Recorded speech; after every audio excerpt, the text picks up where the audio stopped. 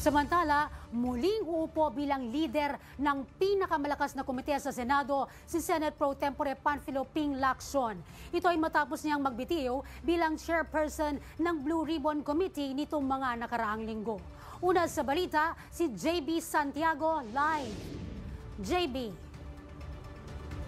Zay, kumpiyansa si Senate President Vicente Tito Soto III na mananatiling matatag ang liderato ng Senado hanggang sa pagbubukas nito ng sesyon sa November 10. Oras na maitalagang muli bilang chairman ng Senate Blue Ribbon Committee si Senator Panfilo Ping Lacson.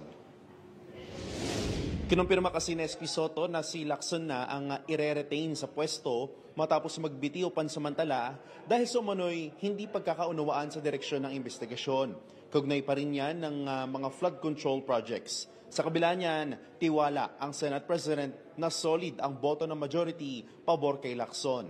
Base aniya sa pag-uusap nila ni Senator Lacson, tuloy-tuloy naman ang magiging investigasyon ng komite. Hindi lang sa issue ng flood control project sa Bulacan, kundi maging sa mga farm-to-market roads at iba pa.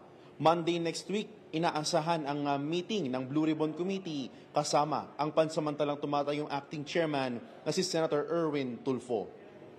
Zay, samantala kaugnay naman ng budget deliberations para sa ating 2026 national budget, nais daw sana ni SP Soto na ilagay na lang mismo sa mga ahensya yung mga budget proposals for like DSWD, DepEd, SHED at iba pa, imbis na ilagay yung pondo sa unprogrammed appropriations para raw kasi maiwasan na yung mga nananamantala through budget insertions sa mga local infrastructure projects. At yan muna ang latest mula rito sa Senado, balik sa inyo, Zay.